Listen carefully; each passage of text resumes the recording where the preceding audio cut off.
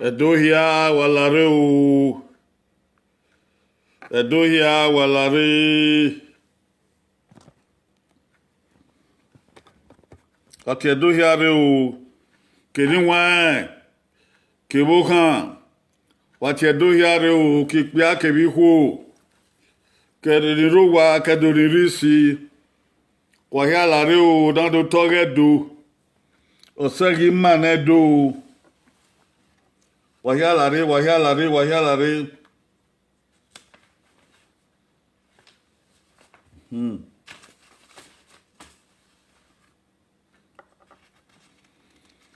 Wati ebohiare o.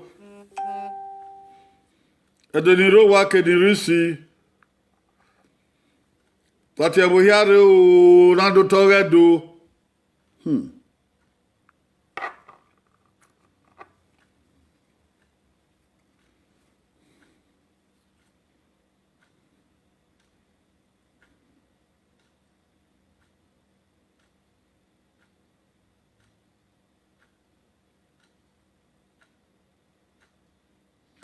Wahia lare o. Deguwa. Obokian. Wati etenre, wati osere.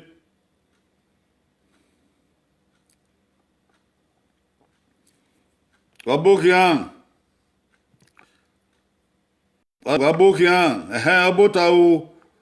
Obota o do. Ikamate obota o. Solomon demu de abota o.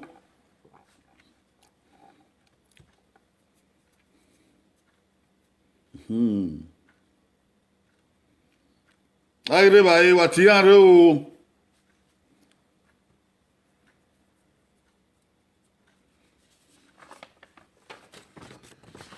Na. Ebi unga mahian wo. Na. Eni oge do. Mahian gben. Ba ma bete na ya ka. Na gbon mo ukion me. Oge mata agba gben fo. Adiage ebi edo no ti te eni edo fo. Eni edo ai tai fo. Edo names in full and their meanings. Edo names in full and their meanings. Eni edo ai tai fo. Ai gbon fo. Abe na yaka. Eni edo ai tai fo. Ai gbon fo. Abe te na yaka. Wadaga Wahia bokian o. Edo. Wajaneru na aswen. O salobwa no godwa. Wese edene dudie ni ma we biye mana we yore. Obo we ya ye salobwa. Makpon ye edeno mana. Makpon ye no we awu ma so kebede ya fe no egbira. Ma we do tore do na bo ma ogare edonebu ma on so wa ni ma on be na gbe ma on be na tie ni ma on be na ze de enwa ni ma o yin mi ni ma ki ma we oge mata don ki ma ya yin wa gbon ibi edo ya fe ke dian ye la ho ge mena la yan tion egi an yu nu pa mi si kan yo egi fe de ge mo ani ma ge ve no kan ni ma salobwa Wedi Jesu Christi no nyama. Isa. Wahia lare o. Edogun. Lare o Omonsefe. Lare o Ohomba. Lare o Yanike ebo. Watia hiare o. Edo names and their full meanings. Wadaga Umegbe no ya gbon o.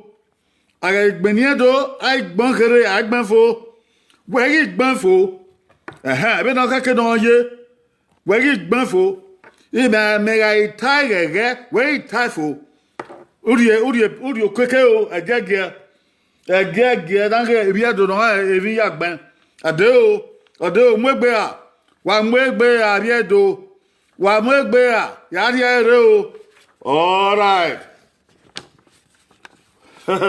Genoka o. Iti ate. itato mawa o iyo wadege phone eh oh ukyo me atamu wa wa to bu wa te no kai wadege ya teacher agage yabo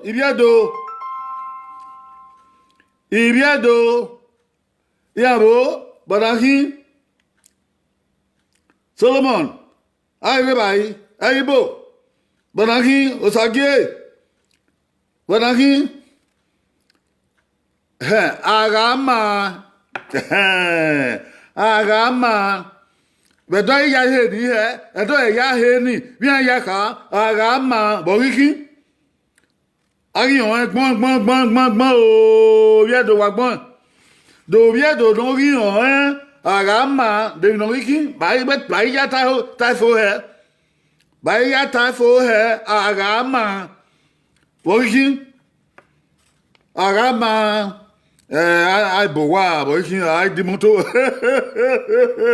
If you don't want more, Arabai.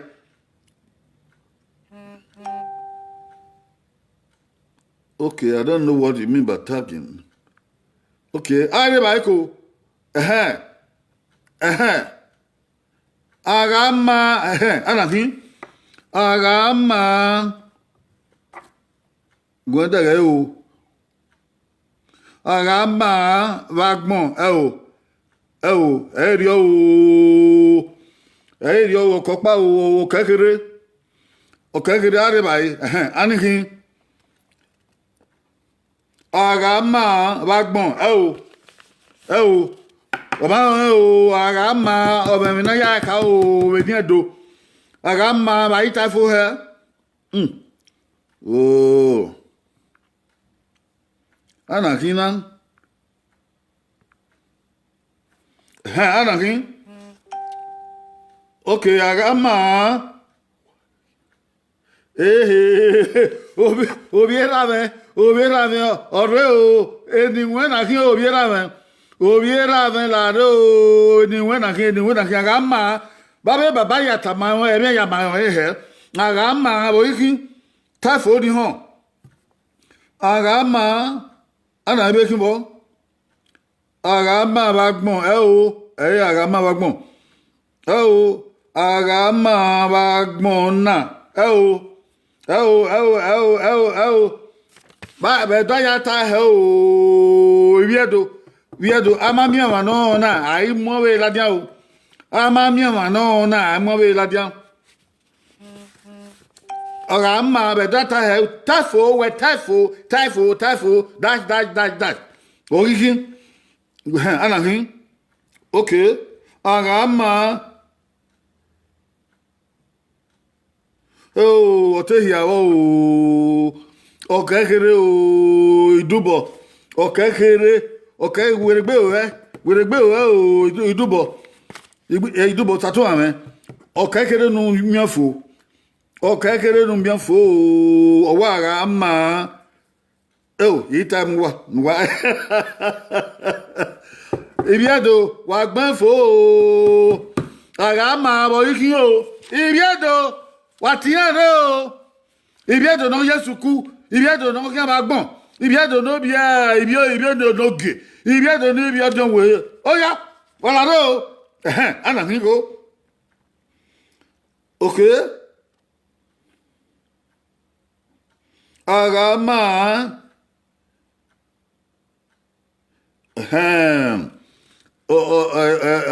A divine embrace. Ogbe. Eribo akugbe, ubai gbon were o.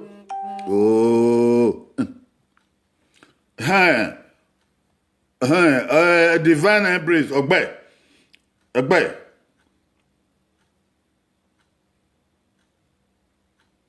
Okay, divine embrace, Ogbe. All right. I be by. Uyekman.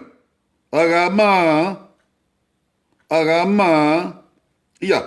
Gwanta ge, you didn't take no ta. Agama.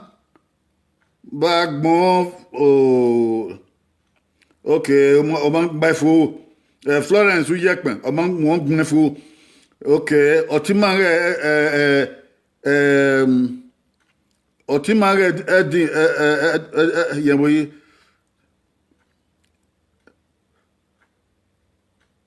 Okay, over here osato awen idubo over here. Okay, a divine okagban ban o. Okay, Solomon over here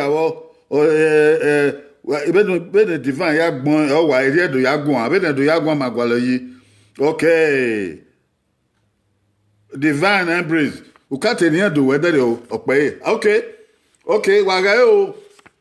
Bedun do ya gbon anaki o. Bedun do ya gbon anaki o. Agama Udaga ya. Agama ogba agbon ovo. Agama ogba agbon ovo. Ile do yata divine embrace utai to ma wa de fi kan ogwata Florence Uyepan uwe ta ogba agbon ovo o ma ngwa agbon kankan. Okay, Solomon demudia uwe ta agama igbovo ege na do yata he agama ogba agbon ovo agama ogba agbon ovo eye do ma do yata ai bere bai ikidime agama bagbon osi igbovo we yabo sato amen agama bagbon ehe igbovo ye igbovo ye oya ewo Caroline dogun agama Rob obo okay ma binu jaka okay digi Tony digi era me abokan o Tony okay ayire bai ebi abeki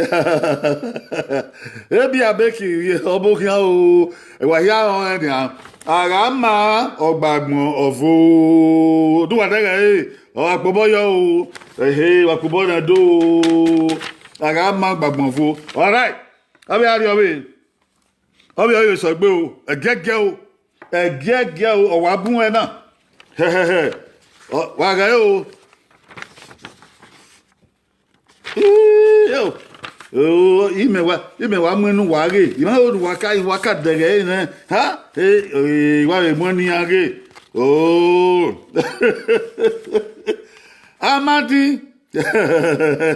Amadi Arebai bien wona eko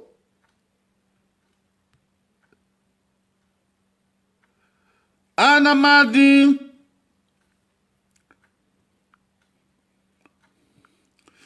wa bega ya Amadi boiki manedo ibanya heni eni edo na ki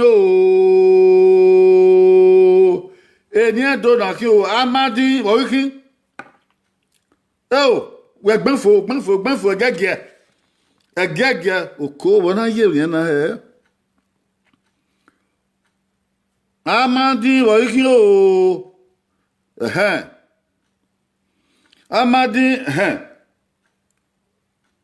okay divine embrace Owamadi Igbagbon okekere umaita for okekere o divine embrace okekere right anaki edit idada ogbe o ye taladian ogbe divine embrace webo Amadi be dagbon I wonder what that is so. The screen is obscured. I don't know why so. What that guy will Amadi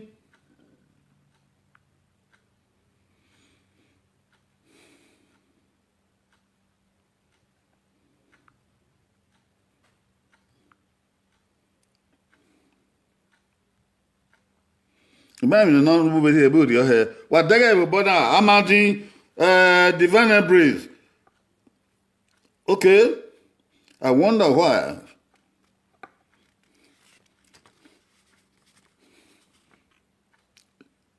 Imagine now, oh, you want for to take a man, I don't know.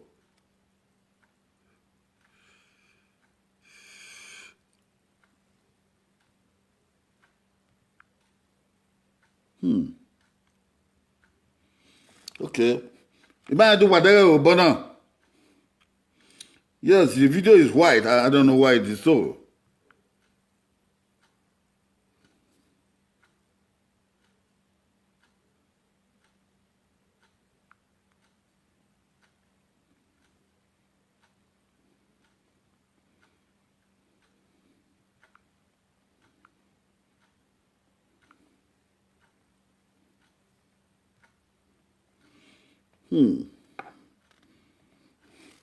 I don't know why that is happening. Hold on a second. Wamundiao.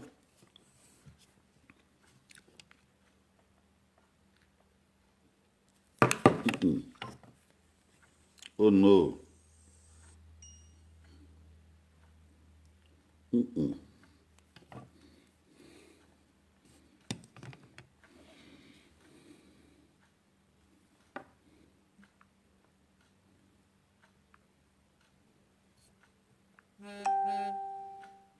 Hey, what did you?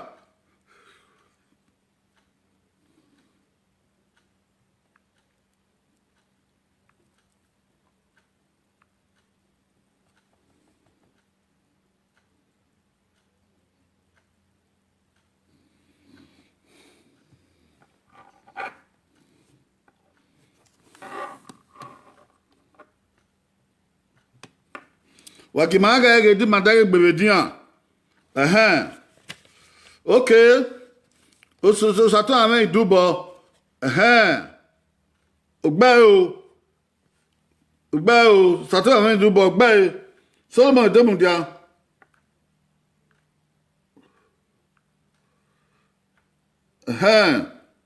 Imagine not share the video ni na white o boni o. Wala go bona ge de wa ma do agbagba e.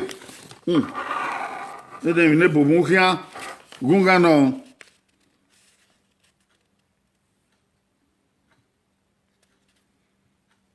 Owa white, e want agere wa no.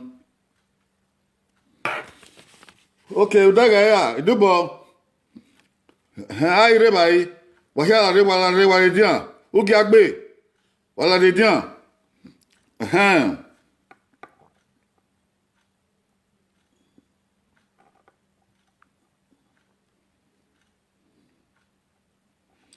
Okay, divine, embrace divine. Awake by.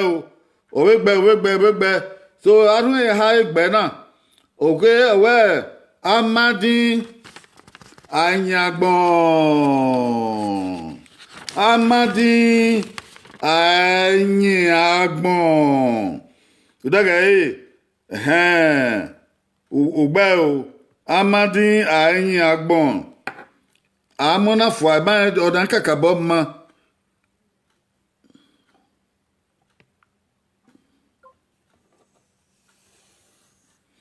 Wagimage dia o.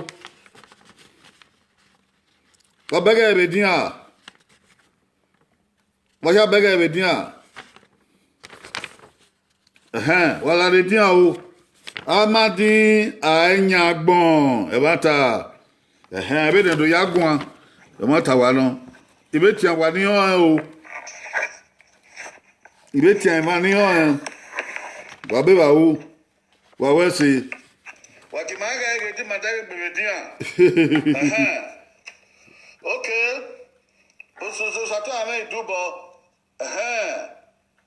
ogbe o sato do wa bi o so ma de mo dia Amadi Anyagbon. Iriodo o. Ma be mo be la dia o. Ma be mo be la dia o. Ma do agbagba e. So dem le bo mo kia. Gunga no.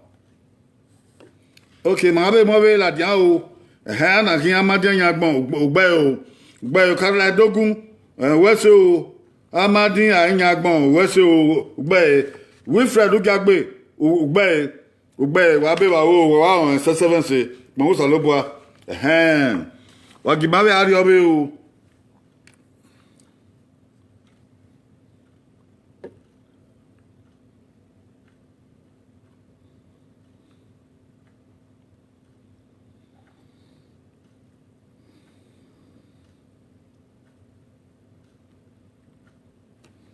Agba we ari obe o edo. Wari ba. No we so egbe. Wa mo egbe a. Yo. E madagwa ni mama o wa gbe o, e madagwa ni no e mo wodi. No we so egbe na kin. Ugaye o. Gaye o. Udagaye.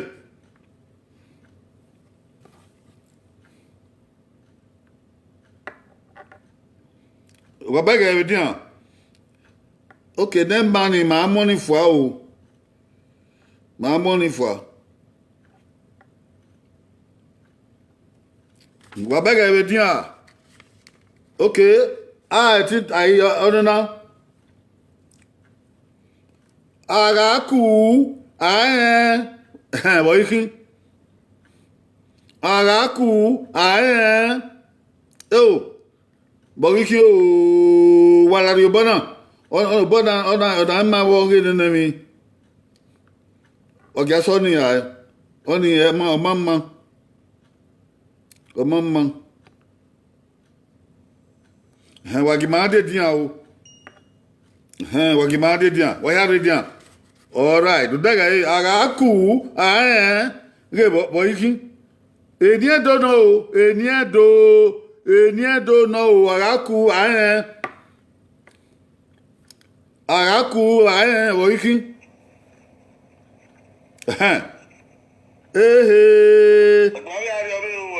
Anakin.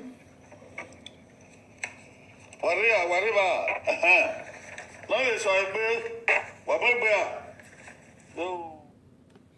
Okay, Anakin ko. Anakin. Araku. Ogbe o Anakin Mother anyone. Isako, we might tell my egbon we. Fredo Sagi, my egbon we, Dogun, my egbon we. Washakbon waro. Yes, Araku. Ugbe. Wilfred, Ugbe. I will buy. Divine Embrace. Araku. Okay, we hear about okay, ute man se kaka. Divine Embrace. Okay, de kekere. We hear about Friday Sagi, area. Okay, kere. Araku. Idubo. Man ben se kaka. Idubo bon edogun. Araku, Edogun Caroline, Uweso, Ugbeo, Izeko, Ugbeo, Divine Embrace, Ugbon Senia. I remember Friday Sagie.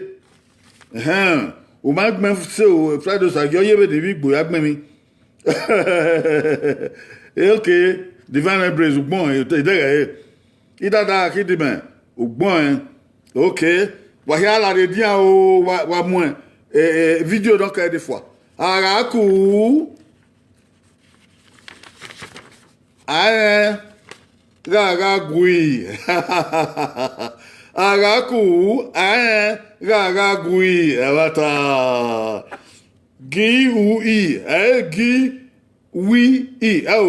Gi oui i. Ori bi bolikio. Ori do magben. Gi ou i. Gaga gui.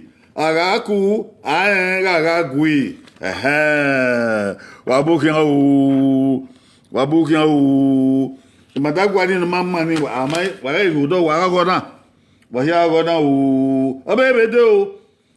Wa mwebea. Yagegebe woye why we dege na. Yagegebe woye why we dege do. On a rien beko. On a rien beko. Eniedo. He, ari ona. Abari ona. Bonaki. Viedo, abe dans cette tita, gege. Yani rodo yama yere. Okay, agbeda agaku na aga kwa itana ngana. He? Iti e nu wa watobu watie e. Me atie nu wa why do hon to. Why do hon watobu watie e. Ibiado. Agege.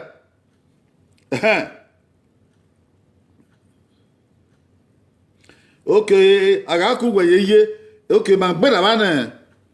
Agbeda bana. Friday sagie. Odabo banakin. Oh, yama tintie. Ya tie nu wa. Gwen tie nu wa. Ni tie nu wa. Amen. Rasihion. Oh. Amen. Rasihion. Ano arima iko. Dogun. Sato amen. Idubo. Evanta no ugbe o. Caroline dogun ogbe. Ayere bai. Idubo ogbe. Caroline dogun ogbe. Wilfred ogagbe. Wegbe. No sa efe. Gege we do zedo. Those lean ogbomo. Ogbe. Friday sagie. O ma gbe. Friday sagie o ma gbe o. Promise Zeko. Ogbe. Divine embrace. Abengasiyo. Wegbe umagwa gbense kankan. Wegbe. Edit. Akidime.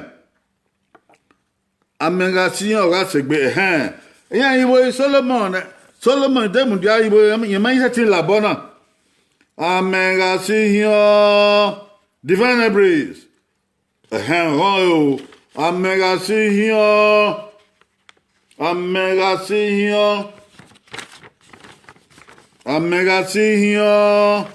Oga segbe. Yes, divine embrace one. Ogbe. Promise is like ogbe. Osagie. Omagbe. Roseline. Ogbe. Wilfred Ogagbe ogbe. Edogun ogbe.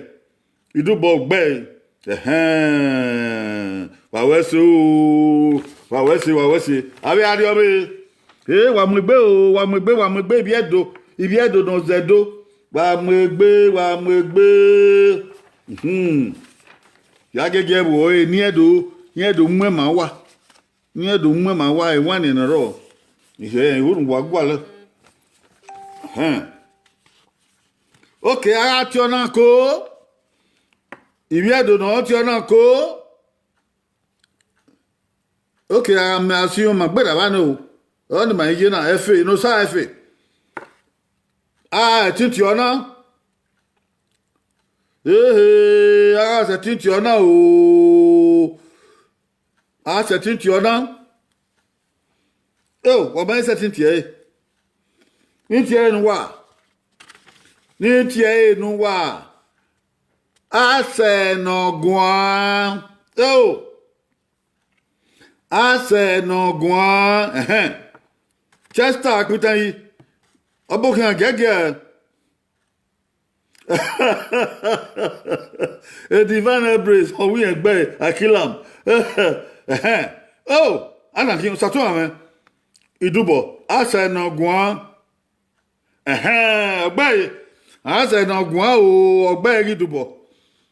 Beki omo idubo ogbe. Wilfred Ogagbe. Uma egbe. Edogun. Ase no gwan.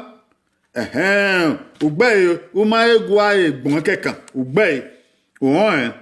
Ma egwa gbon la dia. Ya itama we na agbon la dia ba. Wa bi ba. Ya ni ka ebo. Iriado. Wa do ti eni edo. Na tagege. Ayi tagege aba taifu. Ara hewe ni unde baba unde yeye we baba ya taifu he. Une baba une yeye we baba ya taifu he. Edogun. Okay. Edogun gbe. Wilfred Ogagbe. Omo. Wilfred Ogagbe o wa gbon we na gbon. Solomon demudia. Obokan. Abokin. Akidime. Ase no gwan. Mangbe. Akidime edit. Idada mangbe o. Izeko ugbe o. Divine embrace.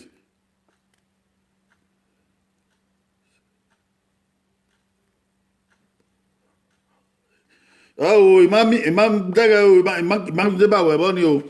Ayerio. Divine embrace. The gbe agun ayerio. Ase no gwan.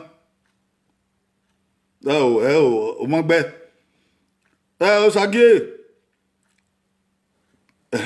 Sagie won but ba gbegun ma gbense o sagie Friday o sagie won ma gbense go badia. Okay, divine embrace ase no gwan ube ma gbense won ni divine embrace ube ma gbense yawe gbegbon go badia udage bi na gbena ase no gwan Edie do no, ba yi taifo he, ba taifo, we taifo, we gbanfo. A se no gwan, bo yikin. Ba be dog bon he. Ona gbe, ana kina. Akidime abe ba o.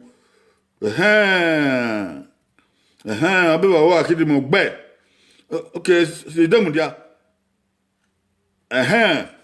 Ubegbe ote de ke ifie mo won pa kekan uya baku ubegbe won pa kan ya baku dem dia ojiegbe go badia obota dogban fo dogban Francis we yabo wa be dem dia won pa wa eva gban ba we yabo ona yekere baku divine embrace. Okay, as an agua, you know, with the cat twin, Obama. Oh, Obama, Ubeo, Riawano, as an agua,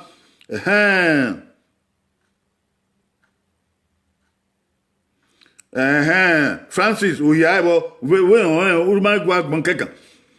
Divine embrace. Eban wegbon. Divine embrace, eban gbe o. Oji egbe ko badia. Okay, we o ma gben fo we no keke. We on. Solomon demu dia eban we dogbon we mata. Okay, divine embrace. Eban we dogbon we mata. Ogbomo, Roseline ogbomo. Bangbon itiawa oriedo itiawa oriedo asenogwan wagedia asenogwan akeragwan asenogwan akeragwan divine praise owe akilam Ase no gwa ki agwa opoboyo iriadu wa mu egbe o ode obede ya go na wa gwa tie o si e na logo wa gwa tie e de logo yeye eni edo no ara hewe ni edo ugwe ni atafo ni atafo bonakin ibiedo wagae bonakin edo menza yevan edo aza yevan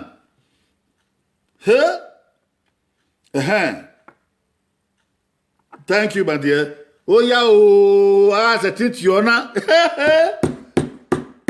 setitiona we don't let any show bo omo Oviedo. Hey. Oh, I love you too. Oh, yeah. I got a tint you now. Arribai.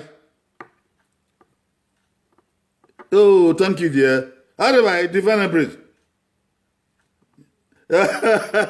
Divine praise or where do rien gbe or rien gbe o e do rien gbe o ibi edo wa la o ibi edo ya fe no Yesu ku wa la dia yan ya bo yi eni wa ni no bo teach you now okay amasiheohu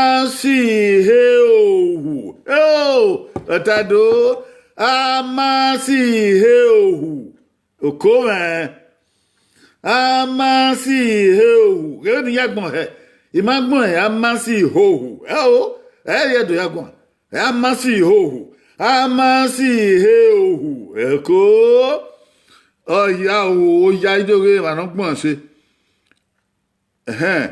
ai gbon se Caroline Edogun. Caroline Edogun ugba o.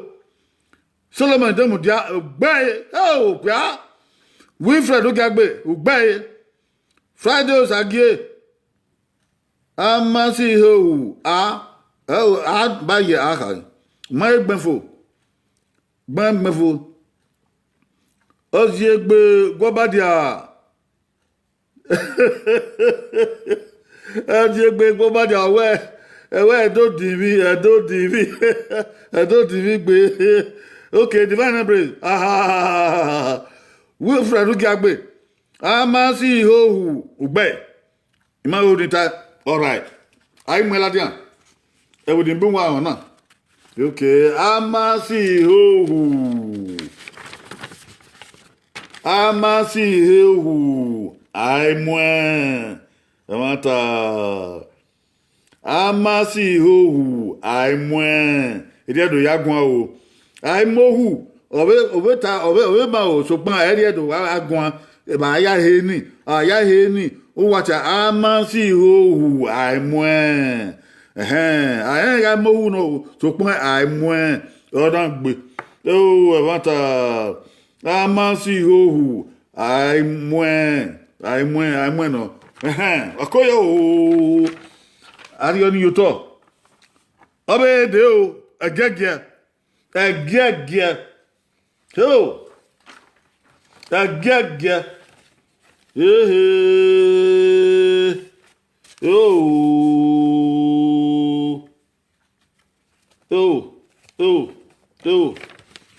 ana kin balankin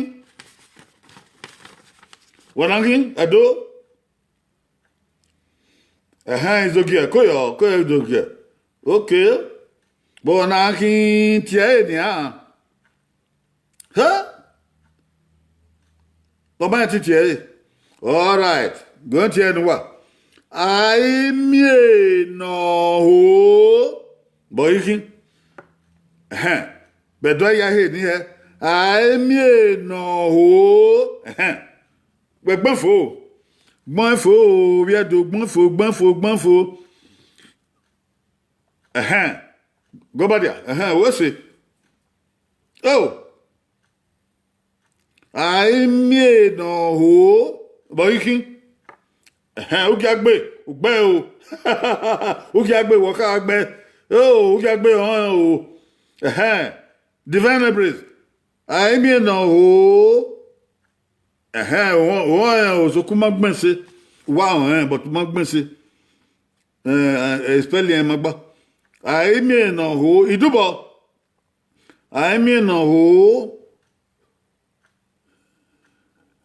we we wa gbon be na egun ya gbin mi o ma gba we yo o wa da ho ba eni wa agun o wa da ho eni wa agun anake o na no gbon na lati na ugbe Roslyn la wa ogbomo o ma egbe aribai edogun dogun gbe o izeko ugbe o izeko Solomon Demudia ugbe anake divine praise emi no o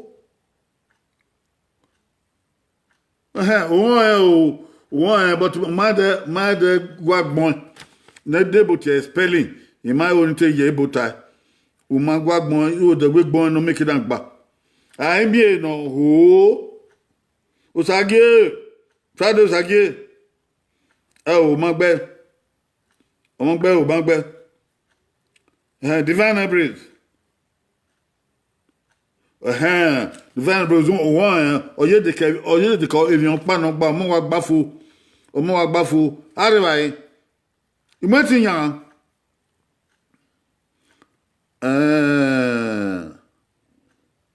okay owe ami no ho na gbon ma wa utegun se but area kekere akidime ugbe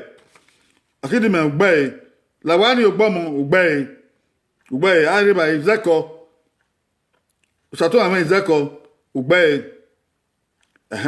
divine hybrid ban wegbe oye de ka one letter okay ugbe o ana here domo Sharon koyo okay ana ebekin Bride Francis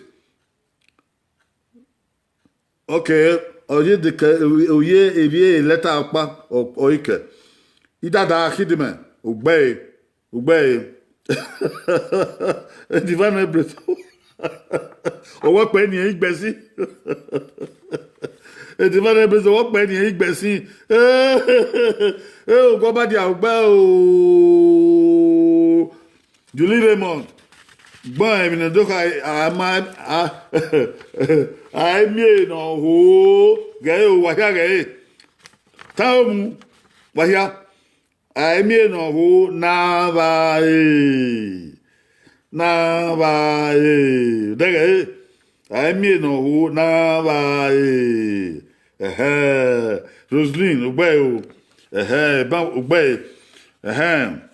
Friday Osage udage be ni yagbon o ya yagbon na ba na ha you know edo me na gbon o me na be zo mo gbe o obe he de agege gege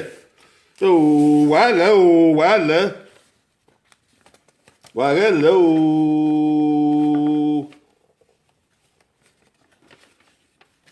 Bodangi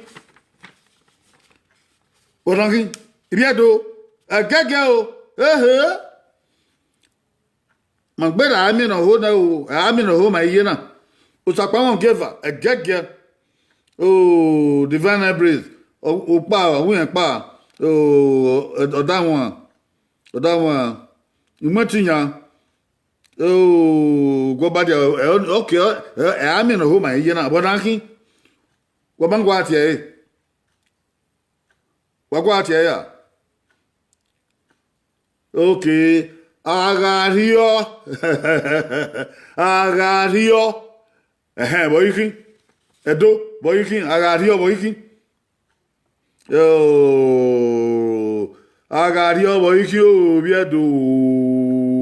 biedo agario boyiki eni no eni edon David na do ita ba yo gba fi obo yi mi an ita lele agbon agege na magbon fo ara we na gbon fo wo ara ri o wetai bo yire ba okay te upa na divine hybrid o agege o ara ri obo yi o ya o ibiedo o come ona we logo Wilfred o gagbe ara ri o ugbe o ma se kaka agario anaghị idubo ga agario ga mafe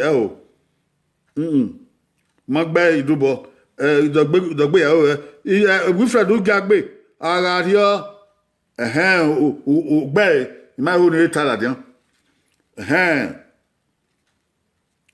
mata no wese imutijan Chester akutan yi koyo obokian o ma topa ma o Friday Osage agario osa erio Wilfred ugagbe agario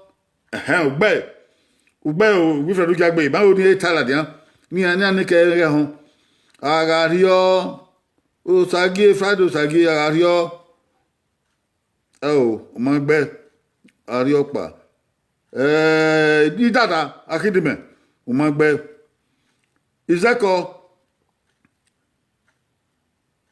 okay izeko gbe o maigwa gbon kekan to kun won lawani ogbon okekere dun gbefu lawani Solomon Solomon magbe o erio eni nakin agario boyiki agario de baby do ita he agario izogia imotiyan agario pon o sa okay e want ani kin so pon area yagbon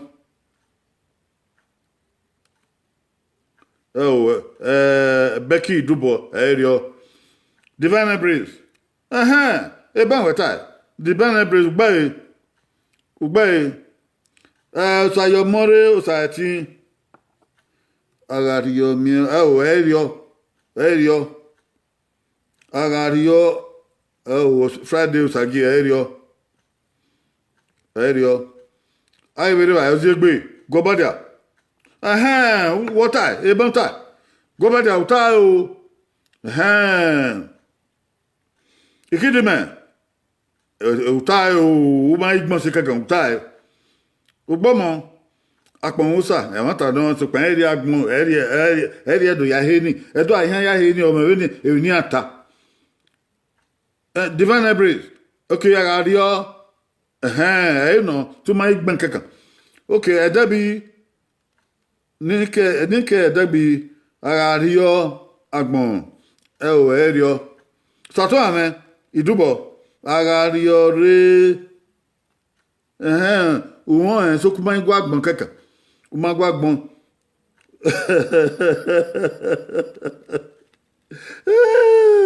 is okay imoti ya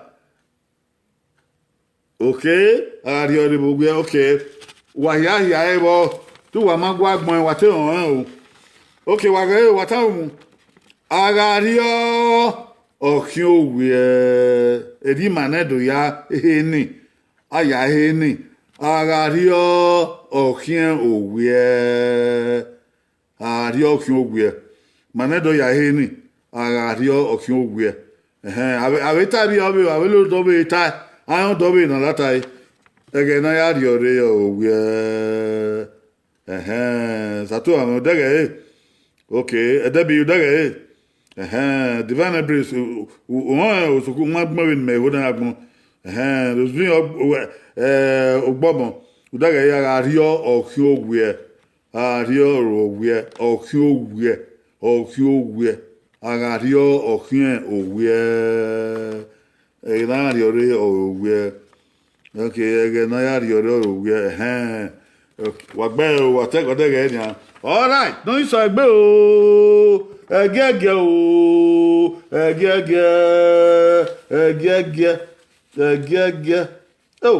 ona dia gbebe ni o no de na dia gbebe ni o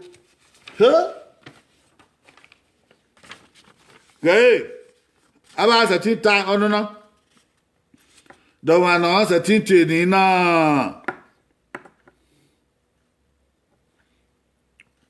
ama mi an ti ta Yaman ibiedo wala do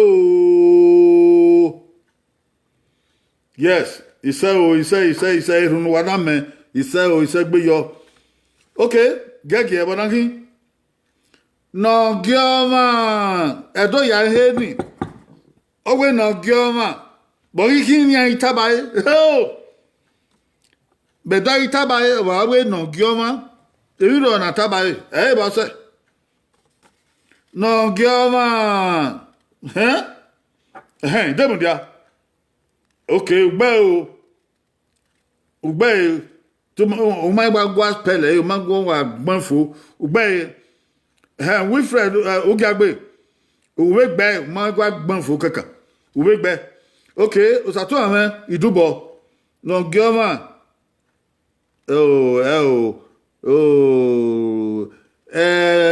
idubo no weta na Abeita video so pan emobo ni. Abeita be no ta na o. Wanta ne wanta. Abeita video so pan wa radio ona ya ni ma ya wa ya be to ni owo ni bama. Ozegbe gobada. Gobada won ma gbagbon e kan. Wa mi ba video agbon. No gyo mama Divine Embrace. No gyo you have an idea. When be don't kekiro ye, ma e gbagbon. Ozegbe gobada. Won ma gbagbon se. Izeko. Uzako kuwek owani no de ba opa wa evagmen avegbon video avec mon video ya we told ban ono na ni ma attack de gbegbe na iho nu wagben la dia no gioma imatinya ogbe tu ma gbagbon kankan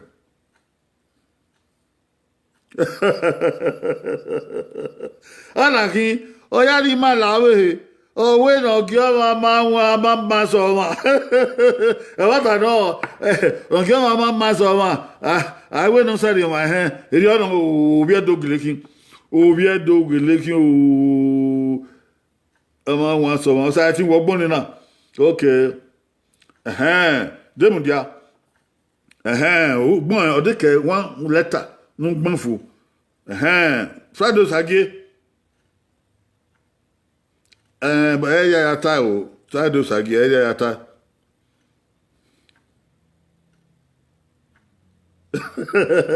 Alangi e don fion ma okay o man gbefo oni brother o Vincent o man gbefo Roslyn Roslyn Ugana wa be kin fe we no gioma o mama so ma ugbon se o ebi no ugbon se o so ba manedo aya he ni we no gioma o mo pa ni ma wa ya he ni ege ya anakin idubo won tu ma ngwa spell kekan won gbe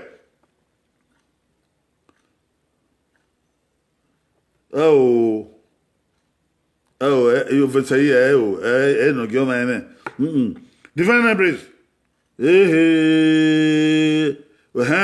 ugbe o woni wa ha no ye gbon ni ladian ino gioma hioma ban tagele no obe ro di ma we o magwalo Frado Sage won tu ma gbagbon kankan na we kin uki agbe won tu ma gbagbon ekan eyi dada won tu ma gbagbon ekan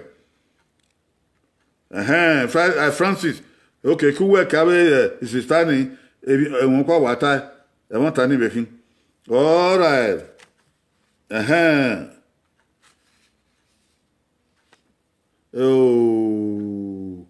donc giova Isaac ogbe joy omo okay we ya wo kekere Frado Sage we ya wo kekere okay wa ya dere no giova wa gidian no giova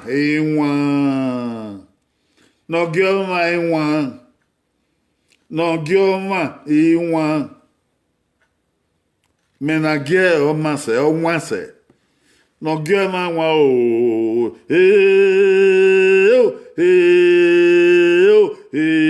menage o wanse o no gioma wa o no wagban bladian ban ban tabe no gioma hioma mana do betabe de o ebe tian wa ni gbon ladian no gioma hioma wa no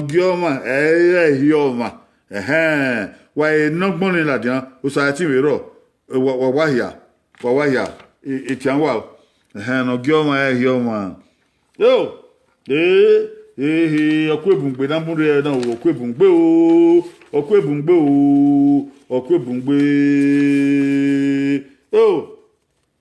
ono na abe yebe na taba gae arriba gae abe yebe na taba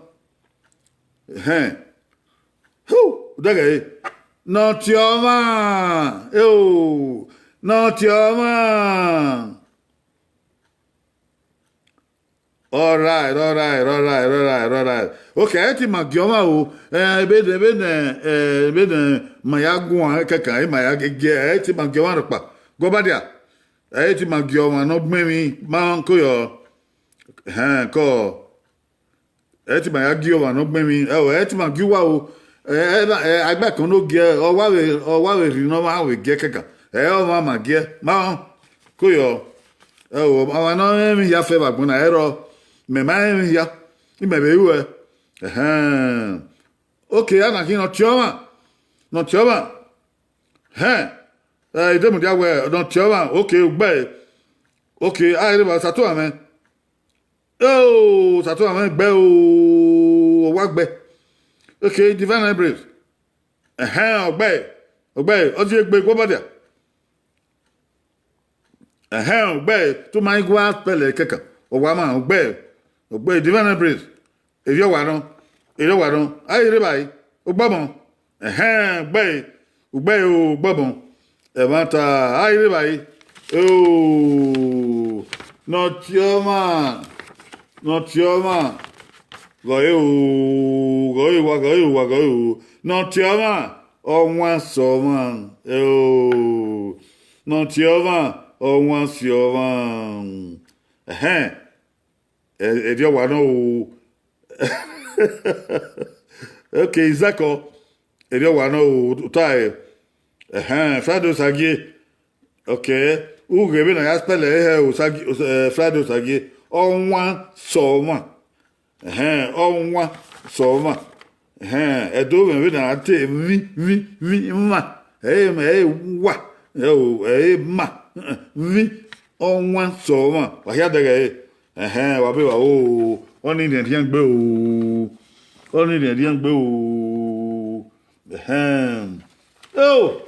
ono na ami obi edo no ma ona ide de to na ma wa to bu wa ge to bu wa ge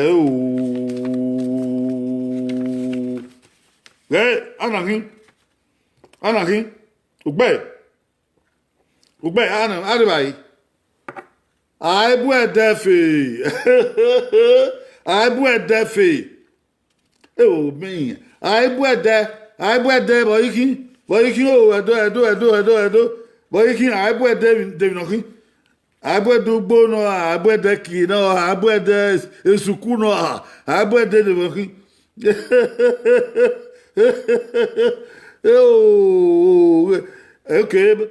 okay Friday Osagi okay aibu ede boki edo pologbe bi ona edo pologbe okay aibu ede no sa uta ori man so se we wa gbeni ori man no so se wa gbeni Wilfred o gagbe ugbe okay Solomon demu dia ugbe divine embrace aibu ede no sa e want to ta o mara ya he ni eri ma ya he ni la manedo ana no gbe na Caroline dogun ugbe gobadia aibu ede ire Solomon ogbomo ugbe divine embrace ugbe Solomon demudia ugbe ana niko imandi yi gege gbon wo ni daga zako ugbe ami ona ma ona imandi jan ugbe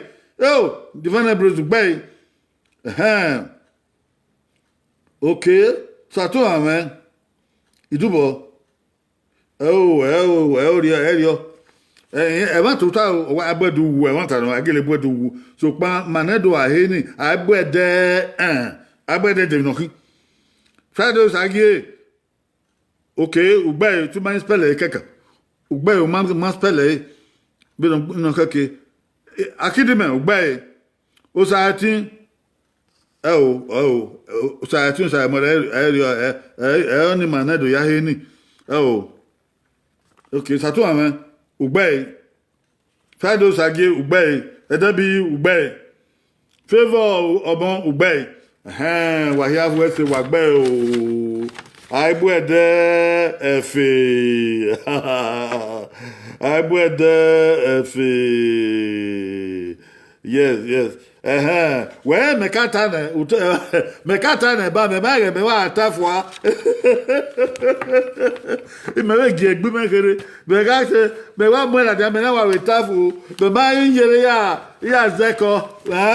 O be na wa wetafu. E yo wa no.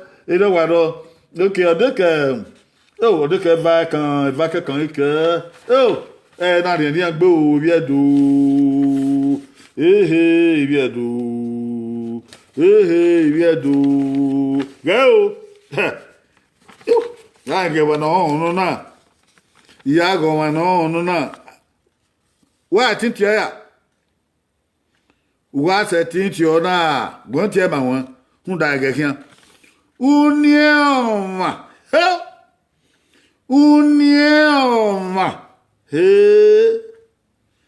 Unioma. Okoven. Bogiki, bedoita he wa ya heni. Aya heni wa we. Unioma. Bogiki. Oh. Gege o. Yago wa no na. Ibiedo. Enine eri ma bi ma he na ki o. Unioma. Bogiki. Ba ya heni. Bogiki. Oh, amami no egbe wo e. Amami no me wa yen go na ba. Oh, me wa yen go na ba. Ogele ba o. Uniama, boyiki. Divine breath.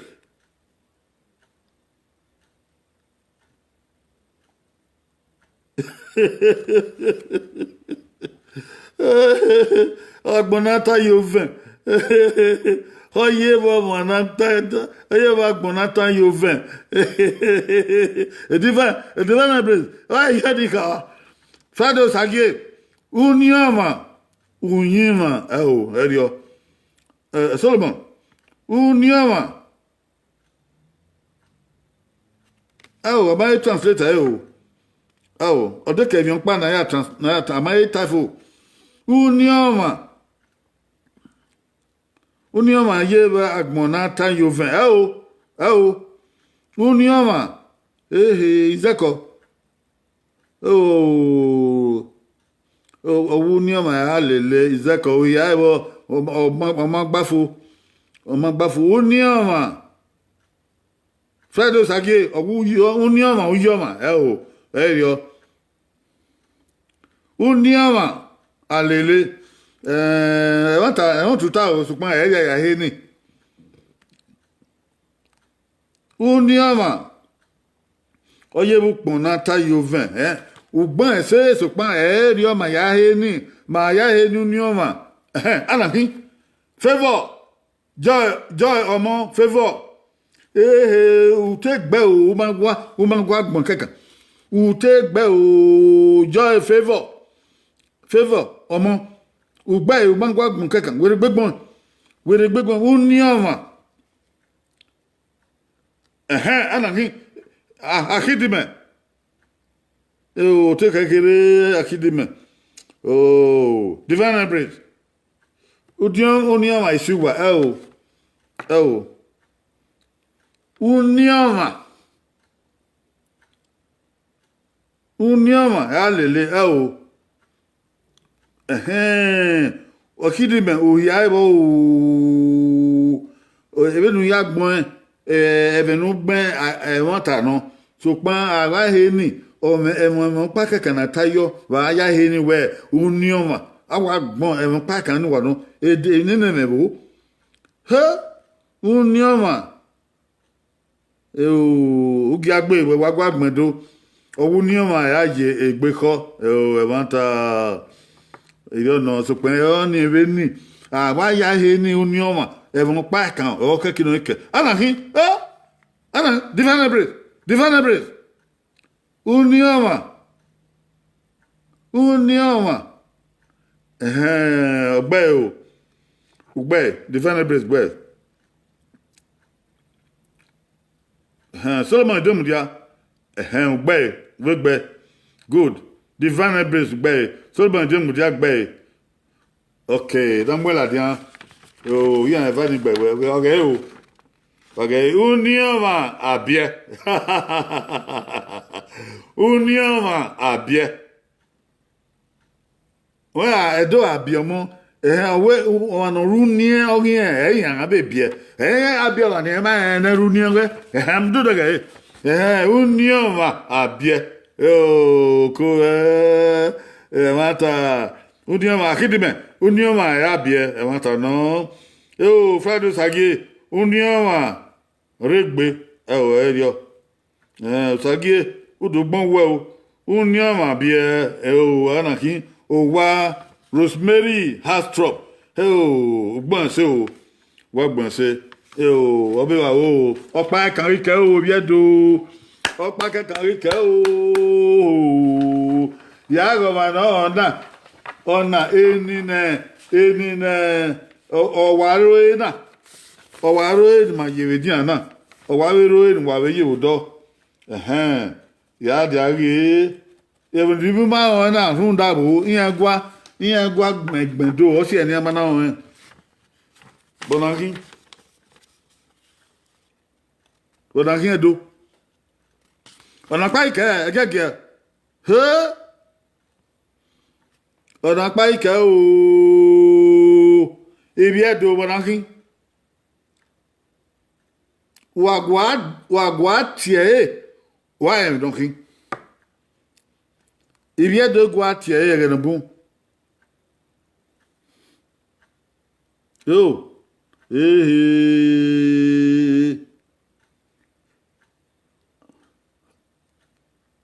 bonaki ni tie ma wa goma yo goma Bogiki Wilfred Ujagbe Magbe Divine Embrace Magbe Society Magbe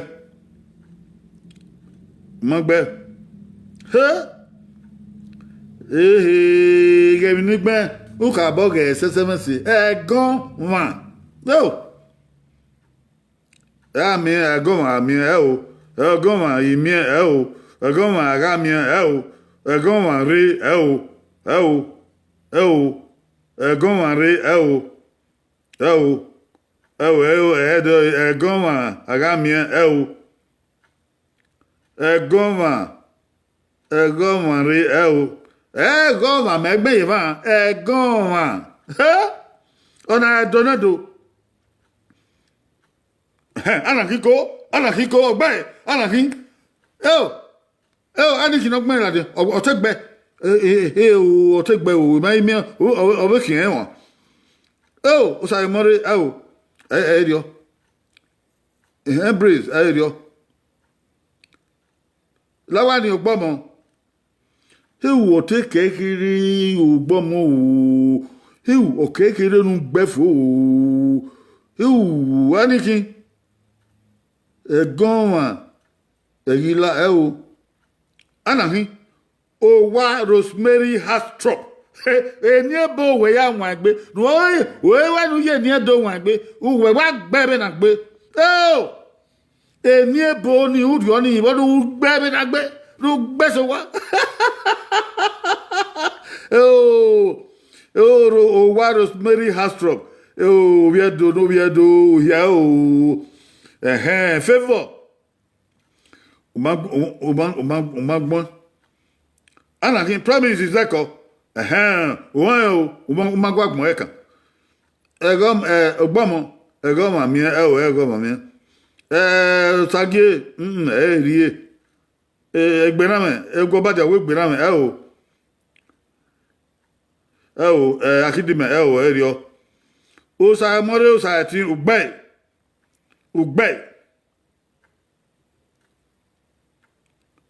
osa more All right. Ari eva ye gbe. Gwemu la dia. Ari eva gbe na.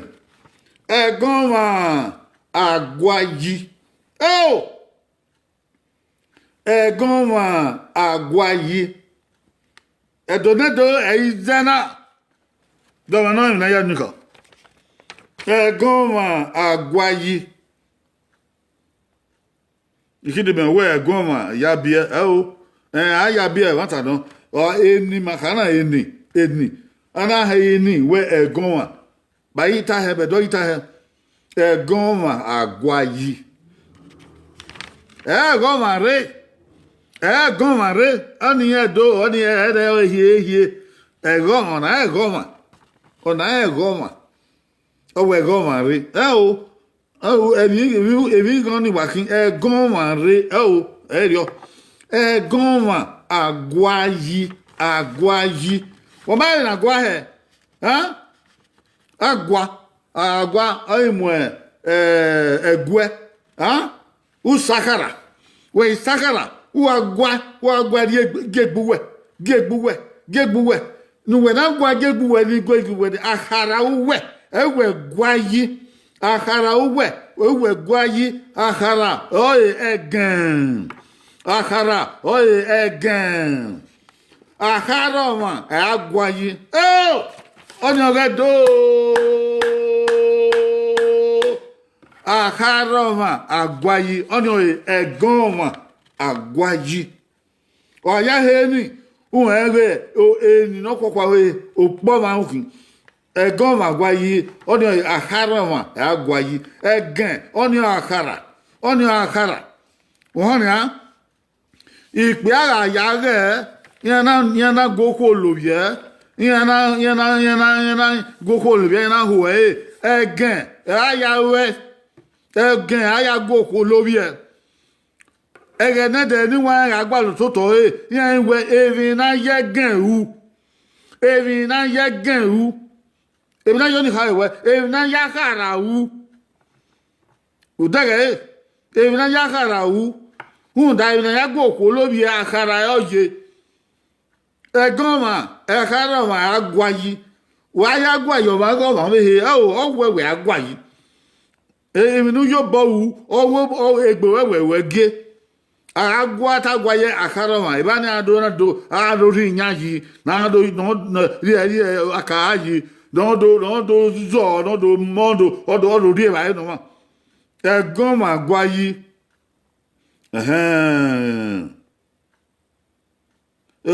koyo o wa gyan koyo bi ra ni kin o obokian koyo wa gyan ye okay so Mata na o ore na ni agbe o edo wa be ba o egon ma gwayi wa ya to ni kian wa ya to ni ma hwe wa ta ya me ni wa ya o egon ma gwayi ya o viedo no viedo e o gelefin wa wesu uzo anode ma do we yan pa uzo anode adomu ihun do sore aido pe na ge o na ihun do ni ekedon kede da aya o si won ni do o ye do si won ni o so adon de ma we do gbewe mu itendore o ma na ai tevin o ma no tai we to wani o no tai de go bata o de no giota o de headmaster tai o I wouldn't we tai o no temeni o di ebe de o wa be wa wo we do ikobon wa ya o wa ya on ma ya o evin akon so loboa ma wan ge o ma ro pa o e ti ma ya ge o wan ni ma na ge kekekeke o agba kan no ge ni kikeka ko yo ai ta ya ge o wan ro pa o I ma wo o ma pa no emi ya fe ero o sa de ba wa o wa ge emi na ya ge emi na ya gbe share yo to wa share Madame SHARE. Who ya pion e sharing we pion even na tana ya bo wa ri won ta gbon ya fe who be ari YouTube wa se ke YouTube ye wa be ke na gbon Bishop Aga wa yi ba be YouTube e yan we subscribe who ya pion we be ni when you we subscribe all the me ba we umueve na ga we emi na wo na gele ya work na ge fo e di odo wa we an ya do wa we ten do wa we baba do wa we yeye do e tani pe tani ko wa we an do o we kin ya kwe ma do nerun e ti o saro ba nu dazi wa ko yo wa baba yo wa we an ya do baba we say why we subscribe we say agbonya fe wa no ami on pa no keke no subscribe ayi go a sa yo ayi ri go yo we wa ka we emi na ma on subscribe we tell ya do all right okay ya ka mi we the thing ya do ya ta mi wa we an do oko wa ki o we o ebi edo emi an je won apawewo pama ya waye adokoko agbe nadokoko aye nadokoko ada ima ya ire bugunga emu wa dan wa ya wa dan ibi edo ami ibi edo wakoyo wakin yakwe bye bye